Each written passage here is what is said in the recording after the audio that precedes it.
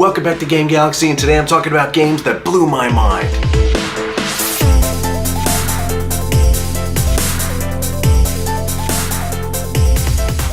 So today I wanted to take the time to highlight some games throughout my life that just literally blew my mind the first time I saw them and gave me an experience I'd never experienced before. You know, nowadays with modern games, we've kind of seen it all already, haven't we?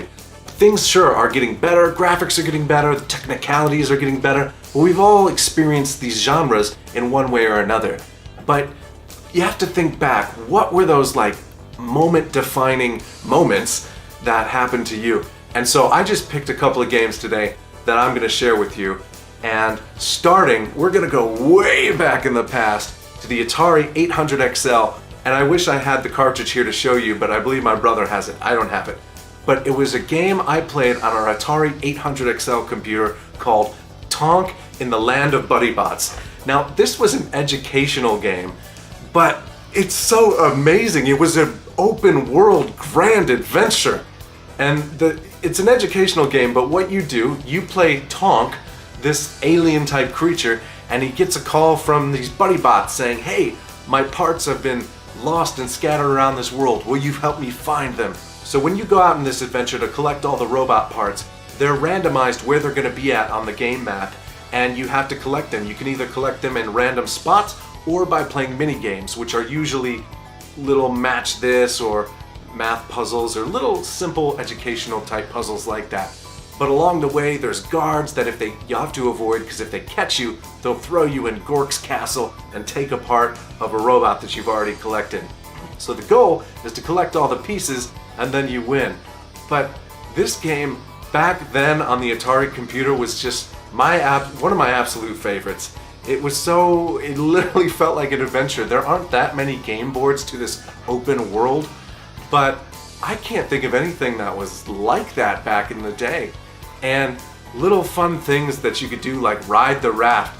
I know some of this stuff sounds so simple to people now, like what are you talking about? But I'm telling you, riding the raft was awesome. And if you stayed on the raft too long, you'd get to the waterfall.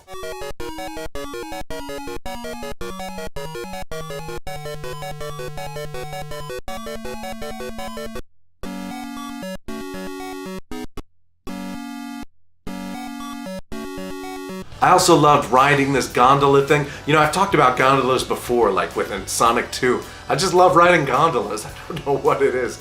But Tonk was just a great adventure that I absolutely loved, and I had a blast going back in the past getting the footage for this video. So the next game, I'm going to reach down and grab here. I talked about it a long time ago on the very first episode of Game Galaxy, which was my top 10 Sega Genesis videos. If you haven't seen that, I recommend you go watch that. But that is Phantasy Star 4. This is an amazing RPG, and the second RPG I ever played. And just take a moment and look at that box art if it wants to, let's see, focus there. Just absolutely gorgeous. I love old video game artwork, and I wish they still did things like that. But this game was the second RPG I ever played, and it just blew my mind the first time I saw it, because there wasn't anything quite like that where I've experienced. I believe this was the first game that had those kind of anime-esque characters, and what was so cool about this game is it had cutscenes, and the cutscenes were like manga or comic book frames with, you know, a lot of pictures and them talking, and that to me was so cool. Among that, the combat was fast, and it was cool, and every character came and went out of your party. You had a dynamic party, and you could do combo attacks. This is something I love, and I think RPGs need to do more of, where if you do a fire spell and a tornado spell, you'll do a fire tornado, where you all three guys can combine their powers and shoot like a tri-beam. It was so cool. Another game that did that was like Chrono Trigger, but I feel like more games in the RPG genre should have those mixed spells. It's incredible. You go on this massive adventure that spans multiple different planets. You play the young kid named Chaz, and it's his awakening story to become a hero. Just unbelievable, fantastic game. Love it. This next game, holy crap. Let me just preface that I love this era of video games that I'm about to show you. This game was built on the Quake 3 engine. There weren't that many other games built on the Quake 3 engine, but I love games that were built on Quake 3. It was just a certain time in gaming that things were starting to really advance. And that game is Medal of Honor Allied Assault. And the one thing I'm going to say is the D-Day mission. Holy crap, man. Look, as a young boy, first of all, disclaimer, war is terrible. But as a young kid, I was kind of interested in World War II, and it was fun to have a video game of it and all that. And so, back before Call of Duty even existed, Medal of Honor was the king of World War II shooters. And let me just get back to that D-Day mission. Just take a look at some of the footage you're seeing on screen. This was so visceral, and this was around the same time or shortly after Saving Private Ryan, which is, of course, an incredible, World War II film.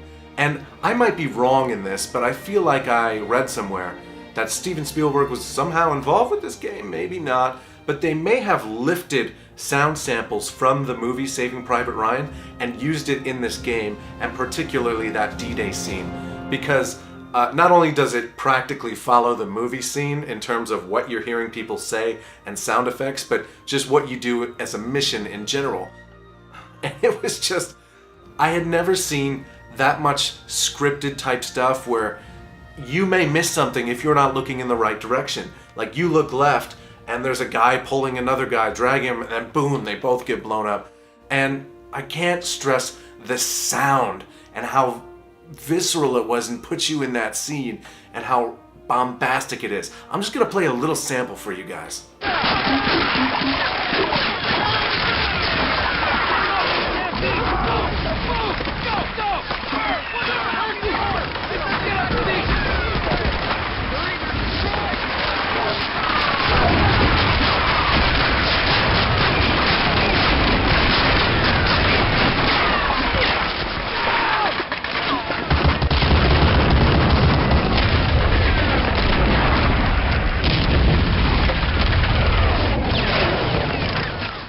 Medal of Honor Allied Assault is literally one of the best World War II shooters I have ever played, and I will always remember that D-Day mission, and I played it over and over and over again. This was one of my favorite games, and through my middle school years, I loved and adored it. There really, to me, hasn't been a World War II shooter as good as this one. There was World at War. Yes, it was World at War. The first Call of Duty had some pretty decent things, mainly the Russian missions. And the very first Call of Duty was really, really good. And I'm gonna go to the Russian missions again. Those were fantastic. But I am looking forward to the new Call of Duty World War II to see what they're gonna do with that D-Day mission. I believe they flashed a little bit in the trailer. And I'm hoping to have that same D-Day experience that I did with Medal of Honor with Call of Duty this year later on. So, if you have the chance to play this, it is a little bit of a struggle to play this on modern systems. You had to do some registry hacking, but it still works. Now, this next game is my most played video game of all time. I have not beaten any more video game more than this. After the 14th or 15th time of me finishing it, I just stopped counting. And that game is Max Payne. I love this game so much. This game had such an amazing impact on me. I had never seen anything before. This game is responsible for redefining and revolutionizing the third-person action shooter genre, and truly the very first video game that popularized bullet time, which of course we all saw from The Matrix, and this was heavily influenced by The Matrix. And I loved The Matrix, so being able to dive and go, and again, this is back in the time where we still got some cool, come on, focus there, some cool artwork. And man, oh man, Remedy, fantastic game developers, so cool. So what is Max Payne? If you haven't played it, you must play Max Payne. It's a guy who, he's a cop, right? And he comes home and finds that his wife and baby have been murdered by junkies junked up on this drug called V or Valkyr. And he, goes undercover and infiltrates the mob and the dirty underbelly of New York and ends up finding corrupt politicians and officials all in this big film noir tragedy, essentially. And it's just fantastic. And you know, the thing about Max Payne is I used to be subscribed to this computer magazine called Computer Games. I don't know if it exists anymore, but this was before heavy internet use and YouTube and all that. So you'd read about things in magazines. And I remember seeing early screenshots of this and reading about it, but it was just a preview page. And the screenshots were so dark, I remember showing my friend on the bus. I was like, oh, look at this game, it's called Max Payne. I was like, and I guess I was looking at their faces, which could be kind of funny. This game is also made with the Quake 3 engine. Again, great era of gaming. But sometimes those face textures would look a little funny. So I remember saying to my friend, oh, yeah, this new game Max Payne's coming out. Looks like a zombie game. How wrong I was. But I swear I could finish this. I think I can do it in like 4 hours. Because I would come home from school sometimes and sit there till 7 and go through it. But everything about it, the mood, this game has mood like none other. It just saturated in that kind of dark film noir. The setting of like having the snowstorm over the city really sets the mood. Max Payne is an incredible game, and I've loved this series. Max Payne 2 elevated it to a new level, and then we didn't have Max for a long time until we got Max Payne 3. My heart is split on how I feel about that, but I kind of wish we could get another Max Payne game that pretends like Max Payne 3 didn't exist, personally. But at the same time, where could you have gone with the story after 2? But man, let's just take a moment and look at that smashed face. Oh, it's so great. The great thing about that is this is Sam Lake's face. He's Max Payne. So that's incredible. Sam Lake, of course, is the main writer and game developer, and I believe head guy at Remedy. So very cool. I need to play Remedy's other games like Alan Wake I still need to do, as well as Quantum Leap? Quantum Leap is a TV show. Quantum Break. But again, I've beaten no other game as many times as Max Payne. It was so fun to shoot, dodge, go into slow motion, and then there was an amazing amount of mods that I played with that made it Matrix mods, and I remember playing as, there was one that let you play as Morpheus and you'd have like infinite bullet time. Fantastic game. This is extremely difficult to get to work on modern PCs, and the Steam version is broken. You will have to do some editing and futzing around to get it to work. And even with all that, I only got it to work on one of my 2 computers. So thank God I was able to finally get it work, but it's very hard. I wish they would fix that or re-release this somehow in some way. The next game I've given a full review on this channel before, and I kind of stand in the minority of people that like that, but that is Indigo Prophecy on PlayStation 2. This game's also known as Fahrenheit in Europe and other places like that, and it's called Indigo Prophecy Remastered or Fahrenheit Remastered on Steam. You can get it on PC. But I absolutely love this game because it gave me something I'd never seen before, a totally interactive film kind of game. And I said before in the review, instead of new game, it says play movie. And that's so cool. Now, a lot of people criticize this game and say that, it's not much of a game, you're reacting and whatever, but again, this game is very noir-ish, and I really love the story that is told. It gets wacky, it gets waxadoozical, and there are some people that freak out about certain aspects that are, maybe a little weird, but I love it. It's just, I am a total Quantic Dream fan, and I don't think that this is fair to say that you're not doing anything in this game, because it's really an immersive experience. You have certain things that you can decide how it flows and how the conversations go, and you have to react in real time. So I think Indigo Prophecy is an experience that we never saw before, and I certainly hadn't experienced before. And of course, Heavy Rain is arguably a better game than this, but I had to pick Indigo Prophecy because it was the first time that I saw anything of this kind of caliber. This next game is the sole reason why I purchased a PlayStation 2, and that is Shadow of the Colossus. I have the Shadow of the Colossus and Eco Collection HD Collection for PlayStation 3 here, but it's originally a PS2 game. Unfortunately, I sold my original PS2 copy. It's something I always regret.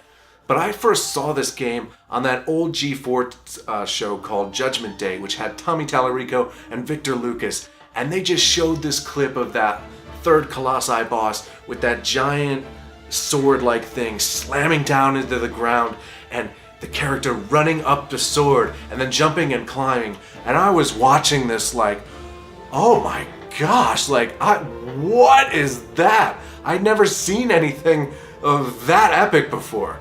It doesn't matter, I had been gaming a long time, on PC too. There was nothing like Shadow of the Colossus. My mouth, I had to pick it up off the floor. And I was just like, this is it. I've got to, like, you know, I did have a job at the time. I was like, I've got to get a PlayStation 2. And that was the very first game I bought when I got my PS2. And like I said, I sold it, and I always regret it. It was a time that I was like, you don't need this. You're always going to choose to play the HD version over the PS2. But that's not necessarily true. I kind of liked certain aspects of the PS2 version, where like when you'd be running or right next to these colossi and they'd slam the ground, the frame rate of the PS2 would drop, which is, you know, normally not the best option, but it kind of made it felt more epic, like, oh, slow motion, I guess. But this is a fantastic collection HD because it's just Shadow of the Colossus in HD. It's still the PlayStation 2 graphics, and there's still even a little bit of, I would say, jagginess or pixels. It's just kind of bringing it up to 1080p, and yes, this game does play in 1080p even on the PlayStation 3. And it's a great way to play the game, so I highly recommend getting the Ico and Shadow of the Colossus collection. Unbelievable game. Now, we're gonna get another, an actual remake of Shadow of the Colossus soon, and I'll be honest, I didn't know how to feel about that. It didn't really emote in me at all, because I was like, oh, well, we had the HD one. Now we're getting another one? So, we'll see. Maybe I'll change my tune when I see it, but I feel like there's a certain level of art design to this game, and man, this game also just, you know, Shadow of the Colossus has a level of emotion that's just like, hits you right in the heart, man. It's all unsaid story and all perceived, but like, you're on this adventure to bring this girl back from the dead who you love, but each one of and the only way to do it is to get the power of these colossi by killing them, but by killing them, it's killing you. And that, it's just such like a Japanese love story kind of thing, and changed my life. Now this next game, I don't have any physical copies to show you because it's strictly a digital game that you can get on Windows, Mac, and iOS, but that is To the Moon by Can Gao. And the reason I bring that up is because this game is the game that made me change how I thought about indie developed games. You know, before I thought indie was like very, I don't know how to say, some craft beer enthusiast kind of like uppity, you know, on purpose pixel art games that weren't very good, if you can follow that train of thought. And then I came across To the Moon and watched the trailer, and that trailer gave me like this intense emotion, and the music was so good. And so I picked up that game, and I was blown away. Incredible storytelling. I've said it a million times, go check out my video review, but you play these two doctors that kind of, there's a little bit of elements of Eternal Sunshine of a Spotless Mind, but people who are dying in this world, people who are dying or on their deathbed, they can hire this service to come kind of go into their mind and accept in their mind, make a wish come true for them that they always wanted to accomplish in life but didn't. And they can make this wish come true for them and make them actually think and rewire their memories that they really did those things and that they lived a fulfilling life. The only trick is, once they get that satisfaction or experience that thing in their mind that gives them the fulfillment, that's it. Their life's over. It flatline. You will die. So it's the story is you assume the role of these two doctors and you go back into the memories of this man, Johnny, who's on his deathbed, who says his only wish is to go to the moon. Now, as you... I'm not lying to you guys. I don't know if you can see that. I'm a hairy guy anyway. I'm getting goosebumps while I'm talking about this. But as you go through his memories, you get to... Oh, here they come again. You start to find out why he wants to go to the moon. And the very reason, and I'm telling you, it is so sweet and drenched in emotive sadness, bitterness, sweetness. It's an incredible story. Kanga, I'm like the biggest fan of him as a storyteller and music composer. It's incredible. Trust me, if you like story, pick up To the Moon. It's incredible, man. So incredible. Now, since we're talking about story, I'm going to talk about the game that changed my life, and I don't even know how I can do it justice. I haven't even done a review on this. I thought I should do a review for the channel on this, but I don't know how to. It's so daunting to even talk about that. But that is Shenmue. Oh my gosh, this game was like nothing I had ever seen before or anybody had seen before. And you can call me a fanboy if you want, but anybody who sits there and says this wasn't influential or changed anything and can make fun of it nowadays because of certain things here or there, or, have you seen any sailors, all that stuff, you just can't, you can't deny the things that were in this game so far ahead of its time and that so many games took after. And as you know, it's been 14 years without a Shenmue in 2015 when they announced they were going to make Shenmue 3. And I want them to take as long as they want because this story needs to be told and completed. And I said it over and over again like a broken record. The end of Shenmue 2. What? I screamed at the TV. What? So hopefully we get this story. But man, I believe I was in 7th grade. It was 2000 or 2001. It's hard to remember. Probably 2000. And my brother got it. And before I even played, I used to sit on his futon and he had it hooked up in his room and I would just watch and I was just engrossed. It was an amazing story. And when I got my own Dreamcast and this own game, boy, I mean, everything down to the details of like when you walk outside and you hear those synths on the keyboard and those dogs barking, you're just really there and you were immersed. And it was just a nice blend of like adventure, action, fighting game, all of those things. And I've said it before, Rio was kind of like a weird role model to me. And it got my friend and I into martial arts. And then we did that for many, many years. So Shenmue, for many years as well, had the best graphics out of any other game. I used to, when I was, super Sega fanboy, I used to hold this game against PlayStation 2 games and be like, oh yeah, you have your PS2, but look at Shenmue. Nothing looks as good as Shenmue. Nothing is like Shenmue. And nothing is like Shenmue, but of course, the Dreamcast eventually, unfortunately, died, and I joined the PS2 bandwagon as well. And I don't think, honestly though, I'll say this with confidence, I don't think anything on the PlayStation 2 matched Shenmue's visuals with a VGA box until possibly God of War 2. And about that area, the end of its life. I remember playing God of War 2 and being like, wow, look at what they did with the PlayStation 2. So, Shenmue, it's kind of, I just keep praying somehow that we're going to get an HD version or make this more accessible for people to play. But otherwise, don't emulate Shenmue. It doesn't work very well. Graphical glitches, it's just not worth it. So until then, try to get a Dreamcast, get a VGA box, look at how those things that I've talked about on my channel, and get yourself a copy of Shenmue and play it. Now, if you're still with me, I want to thank you very much for staying with me while I kind of incoherently babbled about all of these games. But I just wanted to really share those moments in my life that they really truly did give me something I never saw before. And like I said, now that we're in modern days, I'm not having those feelings much anymore. And I'm not hating on modern gaming. I love modern games. It's just like I said, we've seen all those things before. It gets better and better with graphics and all that. But I just, who knows? I'll wait and see. And so that led me to the point that I was like, okay, now if I take modern gaming into account, what could I pick that kind of was the very last time I got that kind of whoa feeling? And I had to pick the original Uncharted.